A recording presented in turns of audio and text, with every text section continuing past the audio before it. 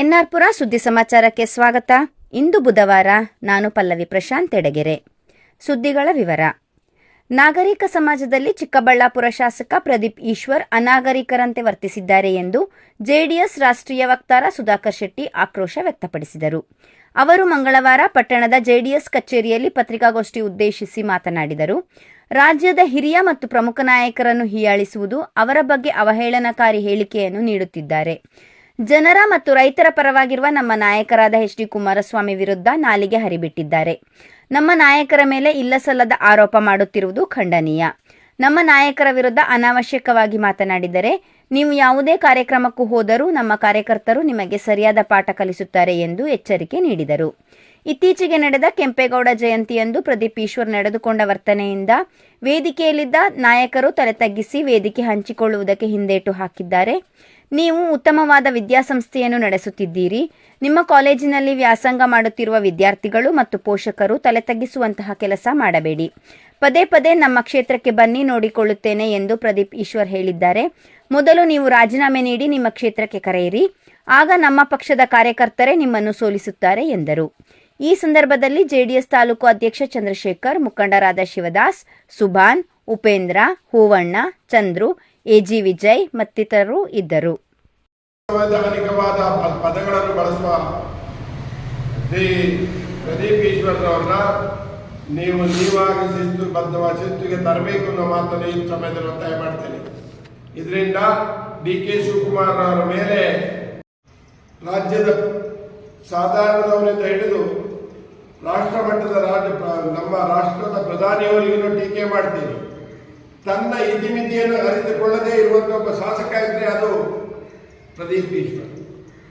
ಅದರಿಂದ ನಾನು ಒಂದು ಮಾತು ಹೇಳಿ ಕೇಳುತ್ತೇನೆ, ಪ್ರದೀಪ್ ಈಶ್ವರ್ ಅವರಿಗೆ ಯುವ ಜನರು ಮಾದಕ ವ್ಯಸನದಿಂದ ದೂರವಿದ್ದು ಉತ್ತಮ ಜೀವನ ರೂಪಿಸಿಕೊಳ್ಳಿ ಎಂದು ಜಿಲ್ಲಾ ಜನಜಾಗೃತಿ ವೇದಿಕೆ ಸದಸ್ಯೆ ಭಾಗ್ಯ ನಂಜುಂಡಸ್ವಾಮಿ ವಿದ್ಯಾರ್ಥಿಗಳಿಗೆ ಕರೆ ನೀಡಿದರು. ಅವರು ಮಂಗಳವಾರ ಕರ್ನಾಟಕ ಪಬ್ಲಿಕ್ ಸ್ಕೂಲ್ನಲ್ಲಿ ಧರ್ಮಸ್ಥಳ ಗ್ರಾಮಾಭಿವೃದ್ಧಿ ಯೋಜನೆಯಿಂದ ಅಂತಾರಾಷ್ಟ್ರೀಯ ಮಾದಕ ವಸ್ತು ಮತ್ತು ಕಳ್ಳಸಾಗಣಿಕೆ ವಿರೋಧಿ ದಿನದ ಅಂಗವಾಗಿ ಏರ್ಪಡಿಸಿದ್ದ ಜನಜಾಗೃತಿ ಕಾರ್ಯಕ್ರಮದಲ್ಲಿ ಮಾಹಿತಿ ನೀಡಿದರು. ವಿದ್ಯಾರ್ಥಿಗಳು ಮಾದಕ ವಸ್ತುಗಳಿಂದ ದೂರವಿದ್ದು ಶಿಕ್ಷಣ, ಸಂಸ್ಕಾರ ಮತ್ತು ಉತ್ತಮ ಮೌಲ್ಯಗಳನ್ನು ಜೀವನದಲ್ಲಿ ಅಳವಡಿಸಿಕೊಳ್ಳಬೇಕು. ಮಾದಕ ವಸ್ತುಗಳು ವ್ಯಕ್ತಿಯ ಆರೋಗ್ಯ, ಶಿಕ್ಷಣ, ಕುಟುಂಬ ಹಾಗೂ ಸಮಾಜದ ಮೇಲೆ ದುಷ್ಪರಿಣಾಮ ಬೀರುತ್ತದೆ.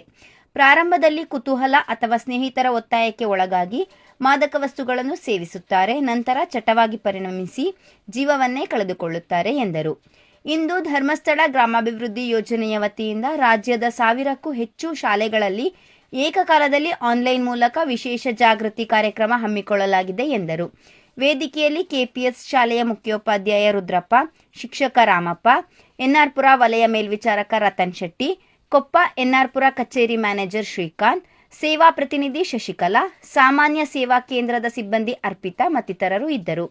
ಇದೇ ಸಂದರ್ಭದಲ್ಲಿ ವಿದ್ಯಾರ್ಥಿಗಳಿಗೆ ಮಾದಕ ವ್ಯಸನದಿಂದ ದೂರವಿರುವ ಸ್ವಾಸ್ಥ್ಯ ಸಂಕಲ್ಪ ಪ್ರತಿಜ್ಞೆ ಬೋಧಿಸಲಾಯಿತು.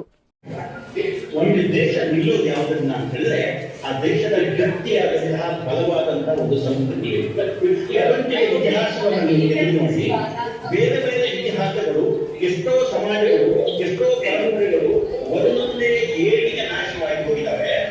ಆದರೆ ಯಾವ ದೇಶದಲ್ಲಿ ಸಂಸ್ಕೃತಿ ಗಟ್ಟಿಯಾಗಿ ನಿಂತಿದೆ ಆ ದೇಶ. ಕೆಪಿಎಸ್ ಶಾಲೆಯ 10ನೇ ತರಗತಿಯ ವಿದ್ಯಾರ್ಥಿಗಳಾದ ನಾವು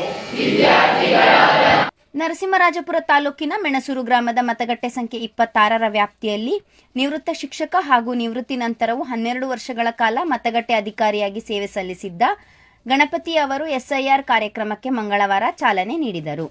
ತಹಶೀಲ್ದಾರ್ ಡಾಕ್ಟರ್ ನೂರಲ್ ಹುದಾ ಅವರು ನಿವೃತ್ತ ಶಿಕ್ಷಕ ಗಣಪತಿ ಅವರ ಮನೆಗೆ ತೆರಳಿ ಅವರಿಗೆ ಇನ್ಯುಮರೇಷನ್ ಫಾರಂ ನೀಡಿ, ಈ ಸಂದರ್ಭದಲ್ಲಿ ರೆವೆನ್ಯೂ ಇನ್ಸ್ಪೆಕ್ಟರ್ ಮಂಜುನಾಥ್, ಗ್ರಾಮ ಆಡಳಿತಾಧಿಕಾರಿ ಸಾನಿಯಾ, ಮೆಣಸೂರು ಗ್ರಾಮ ಪಂಚಾಯಿತಿ ಪಿಡಿಒ ಸಂತೋಷ್ ಕುಮಾರ್, ಮತಗಟ್ಟೆ ಅಧಿಕಾರಿ ಲಕ್ಷ್ಮೀಕಾಂತ್, ಅಂಗನವಾಡಿ ಕಾರ್ಯಕರ್ತೆ ಸೌಮ್ಯ, ಗ್ರಂಥಾಲಯ ಸಿಬ್ಬಂದಿ ಸಿಬಿ ಇದ್ದರು.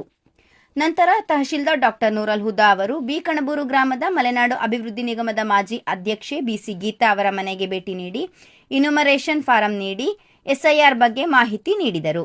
ಬಿಎಲ್ಒ ಎಸ್ಐಆರ್ ಮ್ಯಾಪಿಂಗ್ ಮಾಡಿದರು. ನರಸಿಂಹರಾಜಪುರ ತಾಲೂಕಿನ ಹೊನ್ನೆಕೊಡಿಗೆ ಗ್ರಾಮ ಪಂಚಾಯಿತಿಯ ಬಿಳಾಲುಕೊಪ್ಪ ಗ್ರಾಮದಲ್ಲಿ ಸೋಮವಾರ ಬೆಳಗಿನ ಜಾವ ಭಾರೀ ಗಾತ್ರದ ಒಂಟಿ ಸಲಗವೊಂದು ತೋಟಗಳಿಗೆ ನುಗ್ಗಿ ಅಡಿಕೆ, ಬಾಳೆ, ತೆಂಗಿನ ಗಿಡ ಹಾಳು ಮಾಡಿದೆ.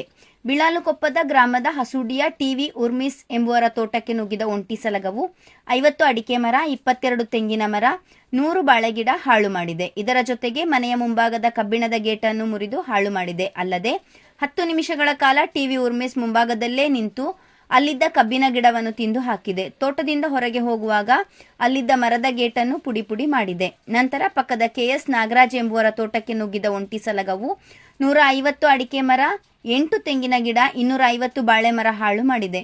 ನಂತರ ಒಂಟಿ ಸಲಗವು ಲಕ್ಕುಂದ ಕಡೆಗೆ ಹೋಯಿತು. ಸ್ಥಳಕ್ಕೆ ಅರಣ್ಯ ಇಲಾಖೆಯ ಅಧಿಕಾರಿಗಳು ಭೇಟಿ ನೀಡಿ ಪರಿಶೀಲನೆ ನಡೆಸಿದ್ದಾರೆ ಎಂದು ಬಿಳಾಲುಕೊಪ್ಪ ಗ್ರಾಮದ ಹಸುಡಿಯ ಟಿವಿ ಉರ್ಮಿಸ್ ಅವರು NR ಪುರ ಸುದ್ದಿ ಸಮಾಚಾರಕ್ಕೆ ತಿಳಿಸಿದ್ದಾರೆ.